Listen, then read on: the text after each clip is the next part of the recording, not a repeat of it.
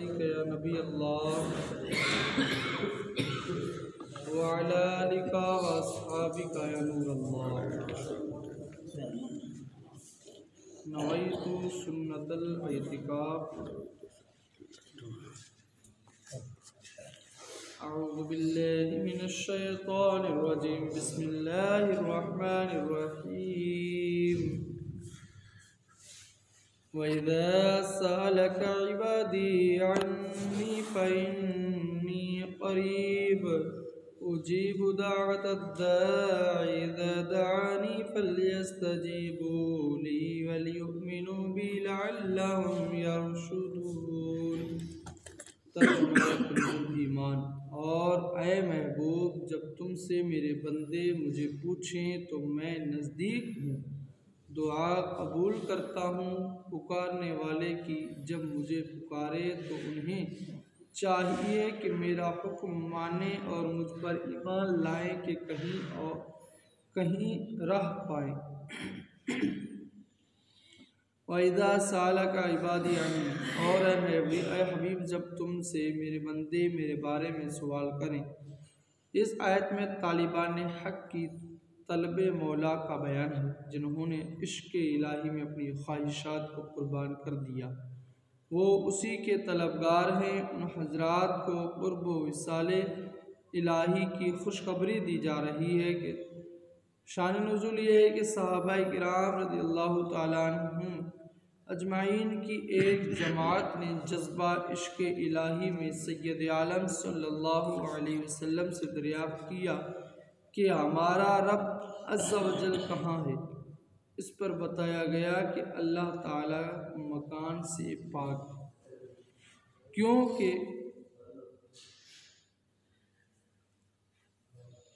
क्योंकि जो चीज़ किसी से मकान के एतबार से क़ुर्ब रखती हो वो उसके दूर वाले से ज़रूर दूरी पर होती है। और अल्लाह ताला सब बंदों से करीब है। क़ुर्ब इलाही की मनाज़िल तक रसाई बंदे को अपनी गफलत और दूर करने से मैसर आती है।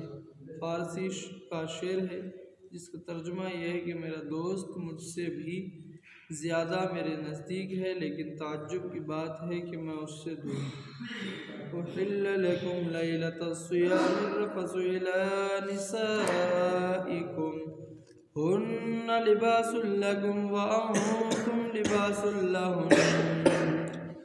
अलिमल्लाहु अन्नकुम कुंतुम तख्तानूना अंफुसकुम फताब अलैकुम व अफ़ा अन्कुम फ़लआन बाशिरूहुन्न वब्तगू मा कतबल्लाहु लकुम वकुलू वश्रबू हत्ता यतबय्यन लकुमुल ख़ैतुल अब्यदु मिनल ख़ैतिल अस्वदि मिनल फ़ज्र सुम्मा अतिम्मुस्सियाम इलल लैल वला तुबाशिरूहुन्न वअंतुम आकिफून फिल मसाजिद तिल्का हुदूदुल्लाहि फला तक़रबूहा कज़ालिका युबय्यिनुल्लाहु आयातिहि लिन्नासि लअल्लहुम यत्तक़ून।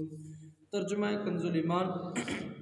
रोज़ों की रातों में अपनी औरतों के पास जाना तुम्हारे लिए हलाल हुआ। वो तुम्हारी लिबास हैं और तुम उनके लिबास। अल्लाह ने जाना है कि तुम अपनी जानों को ख़यानत में डालते थे, तो इसने तुम्हारी तौबा कबूल की और तुम्हें मुआफ़ फरमाया। तो अब इनसे सोहबत करो और तलब करो जो अल्लाह ने तुम्हारे नसीब में लिखा हो, और खाओ और पियो यहाँ तक कि तुम्हारे लिए ज़ाहिर हो जाए सफ़ेदी का डोरा स्याही के डोरे से।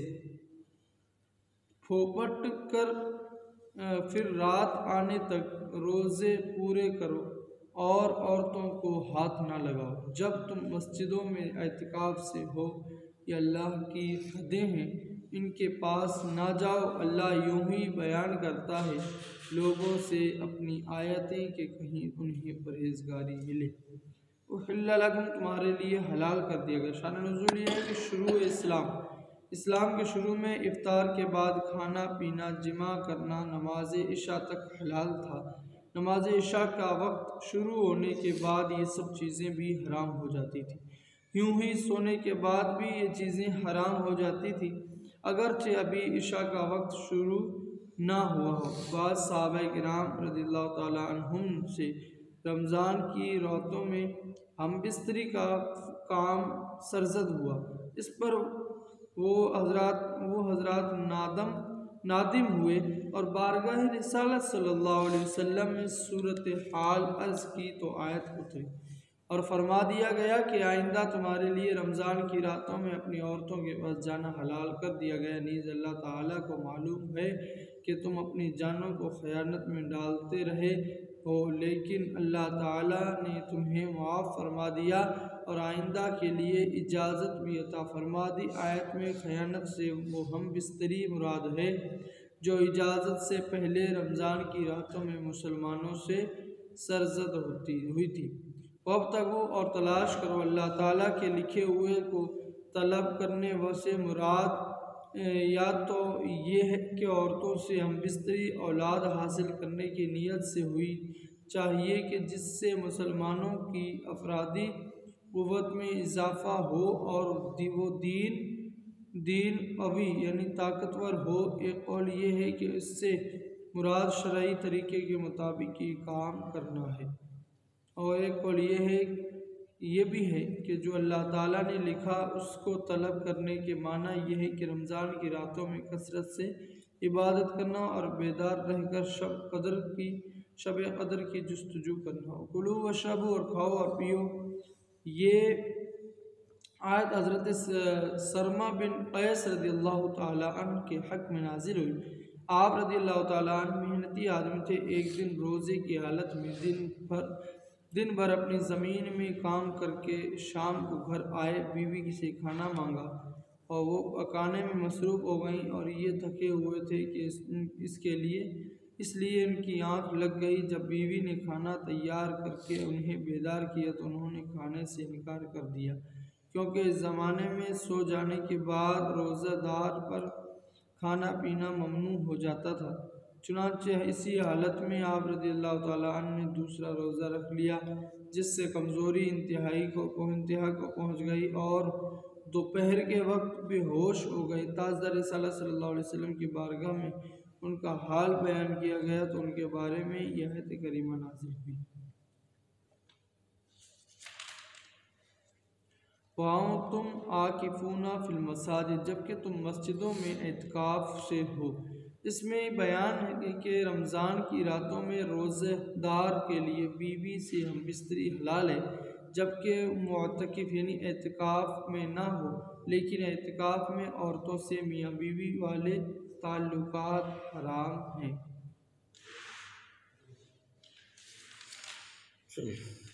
हज़रत अली रज़ियल्लाहु ताला अन्हु वजहुल करीम से रिवायत है कि सय्यदुल मुरसलीन सल्लल्लाहु अलैहि वसल्लम ने इरशाद फरमाया, जिसने रमज़ान में 10 दिन का एतकाफ़ कर लिया तो ऐसा है जैसे 2 हज और 2 उम्रे किए।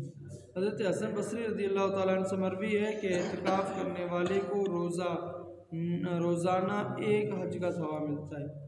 एतकाफ़ के चंद मसाइल हैं। नंबर 1, मर्दों के एतकाफ़ के लिए बाकायदा शरई मस्जिद ज़रूरी है। नंबर 2, मोतकिफ़ यानी एतकाफ़ की हालत में जो हो मोतकिफ़ को मस्जिद में खाना पीना सोना जायज़ है।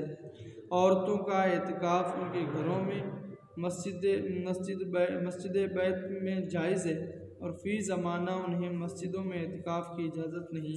नंबर 4, वाजिब और सुन्नत एतकाफ़ में रोज़ा शर्त है, नफली एतकाफ़ में रोज़ा ज़रूरी नहीं और नफली एतकाफ़ चंद मिनट का भी हो सकता है। जब मस्जिद में जाएं नफली एतकाफ़ की नीयत कर लें।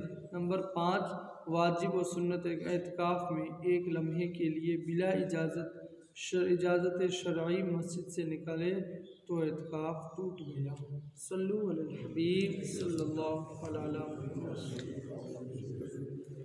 अल्हम्दुलिल्लाहि रब्बिल आलमीन वस्सलातु वस्सलामु अला सय्यिदिल मुरसलीन या रब मुस्तफ़ा बतफ़ैल मुस्तफ़ा हमारी हमारे माँ बाप की और सारी उम्मत मुस्लिमा की मग़फ़िरत फरमा। मौला करीम हम सबको इहदिना सिरातल मुस्तक़ीम पर चलने की तौफ़ीक़ अता फरमा। मौला करीम तालीमात कुरान पर अमल करने की तौफ़ीक़ अता फरमा। हदीस मुबारका पर अमल करने की तौफ़ीक़ अता फरमा।